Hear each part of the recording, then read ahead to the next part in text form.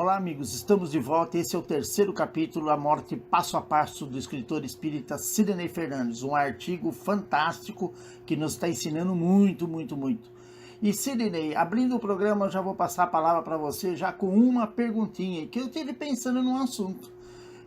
Você já explicou que nós falamos com os mortos e aí vai. Mas e os mortos? Quando quer falar com a gente, eles fazem isso? Eles conseguem? Eles chamam nós? Como funciona isso? Olá, amigos, estamos de volta para mais um episódio de A Morte Passo a Passo. E no episódio anterior, nós já mencionamos esse assunto.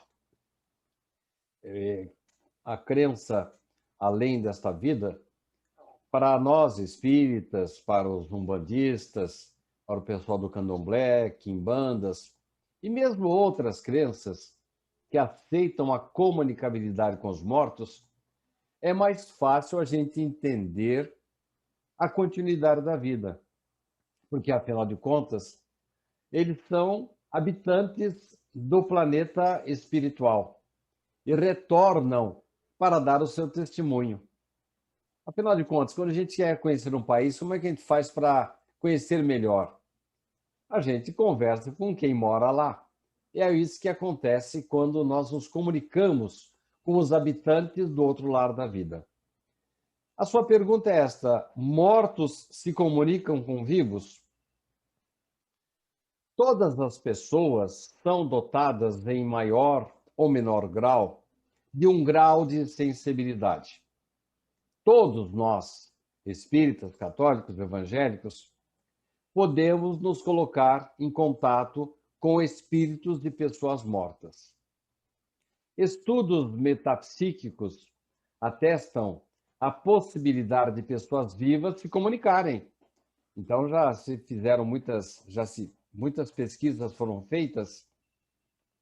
Uma pessoa num país mandaram uma mensagem para outra em outro país telepaticamente, isto é, pelo pensamento. Há circunstâncias especiais, as duas pessoas têm que ter uma certa sensibilidade. Então, mas é possível a telepatia entre pessoas vivas. Ora, o homem nada mais é do que um espírito, uma alma com um revestimento físico, um invólucro físico. Quando nós morremos, nós simplesmente continuamos sendo a mesma pessoa, sem essa carcaça física. Mas continuamos com a nossa consciência, com os nossos medos, alguns vícios. A morte não faz milagres, não transforma pessoas de uma hora para outra em santos, em anjos. Daí, inclusive, o alerta que fazemos para não ficarmos orando, pedindo, fazendo petitórios para um parente só porque ele morreu. Tem que saber a condição que ele está lá do outro lado da vida. A morte não transforma ninguém em anjo, nem em demônio. Mas o importante é saber que quando nós morremos, nós nos despojamos dessa carcaça, desse escafandro que é o nosso corpo físico. Continuamos com a nossa consciência, a mesma que tínhamos quando estávamos vivos, mas com maior liberdade de deslocamento, de manifestação. Então, aqueles que partem para outra vida continuam nos amando e se preocupando conosco. E é natural que eles procurem meios para se comunicar com aqueles que ficaram. Isso é nosso. Então, respondendo a sua pergunta, Sérgio, sim, os mortos podem se comunicar com os vivos, ou numa reunião mediúnica, ou através da intuição, ou através do nosso sonho, eles aparecem em sonho para nós, ou mesmo criaturas que conseguem se desdobrar, isto é, no momento do sono, elas conseguem ter consciência desse desdobramento. Há estudos bem interessantes em torno desse assunto. Mas a resposta é positiva. Os mortos podem se comunicar com os vivos. Sempre? Não. Há necessidade de uma pessoa especial, com maior sensibilidade, de um médium e também um local adequado. Não se pode receber o espírito em qualquer lugar. De preferência, um local em que haja proteção da espiritualidade, um centro espírita, eventualmente num templo religioso, com muito respeito, para que nós sejamos protegidos no momento dessa comunicação. Amigos, chegamos à metade. Vou pedir para vocês ter a paciência de menos de um minutinho só, e ter um dedinho de prosa para vocês, uma apresentaçãozinha lá do site do Sidney, para vocês conhecer algo a mais. Já voltamos já. Menos de um minutinho. Acredite em mim.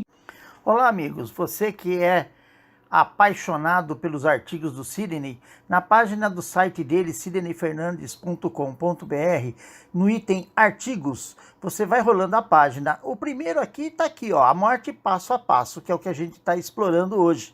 Mas a maioria dos artigos dele já publicados, você vai encontrar aqui simplesmente rolando a página. E aqui são os artigos completos, tá? E você vai encontrar eles também nas páginas do Facebook, com a publicação de um artigo por dia. Muitas coisas bonitas. E olha, dá um livro isso aí, hein? Dá um livro, hein? Como eu disse, rapidão, estamos aqui apresentando para você os artigos de Sidney Fernandes. E aí, já estamos de volta? Gostaram do que viram? É mais um recurso para vocês. É o seguinte, Sidney, eu tava pensando aí durante esse intervalo aí, quem inventou a mediunidade? Foi os espíritas? Foi nós? Nós somos tão bons assim? Explica para nós quem inventou isso aí. Sensibilidade mediúnica sempre existiu. Há inúmeros registros históricos de fenômenos mediúnicos nos livros da sabedoria humana. Até no Evangelho de Jesus, nós encontramos pontos expressivos que demonstram a autenticidade da atividade dos médiuns, principalmente no livro Atos dos Apóstolos, cuja autoria é atribuída ao evangelista Lucas. O Espiritismo não inventou a mediunidade.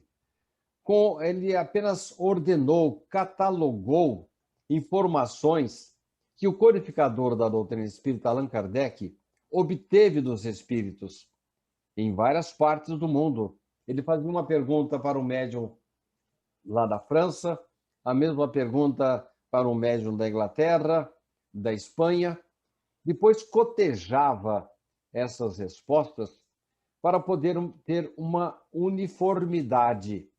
Isso ele chamou de universalidade de conceitos.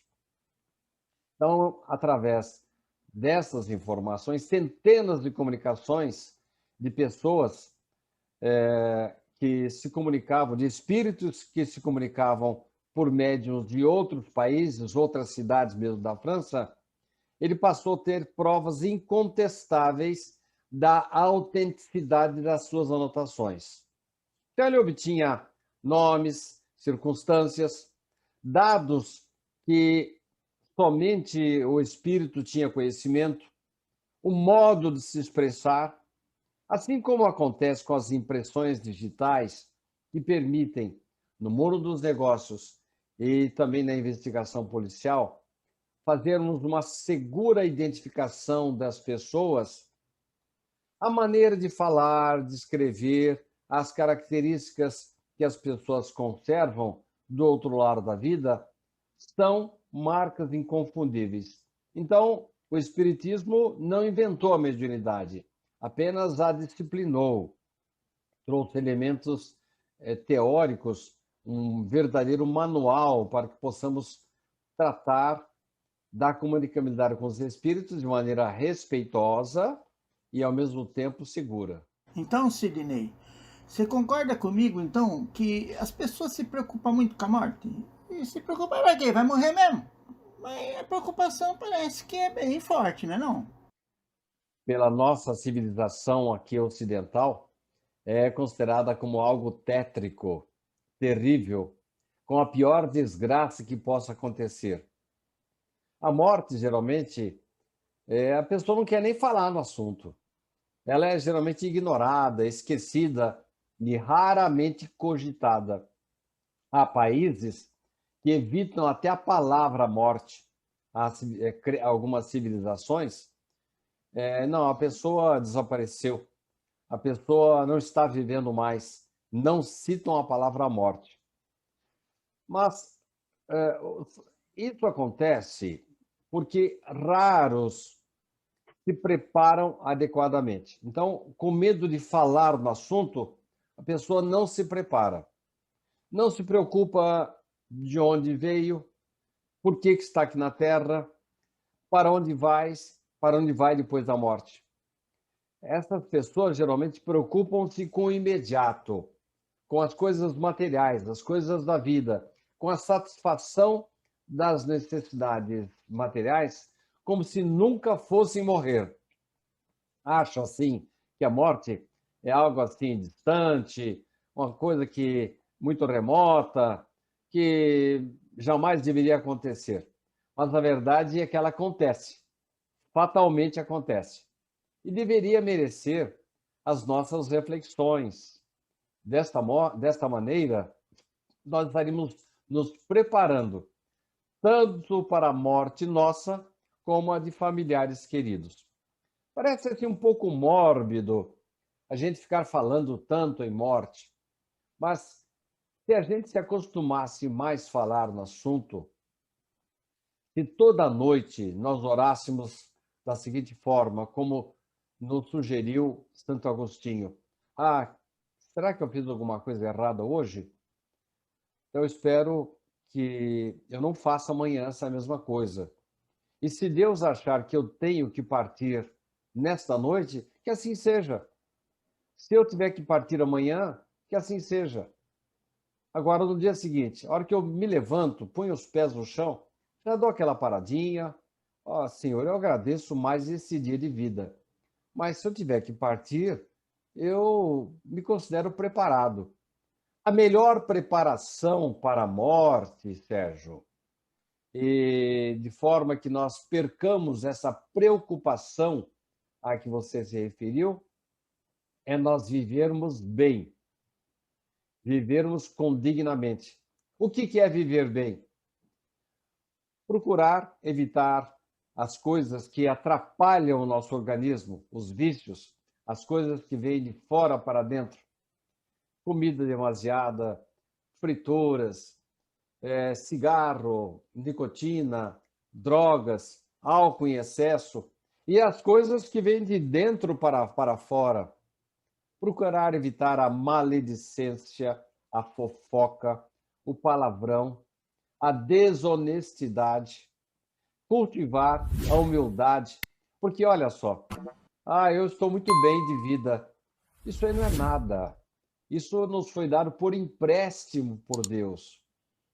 E quando alguém nos dá alguma coisa por empréstimo, se tivermos a intuição, a oportunidade de passar isso para adiante, para ajudar outras pessoas, é um preparo para a morte.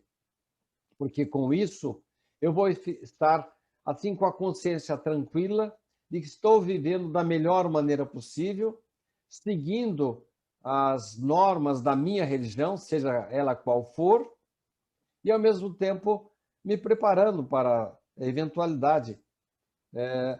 Jesus mesmo, em dado momento, falou assim: o que tens ajuntado, para quem será? Esta noite pedirão sua alma.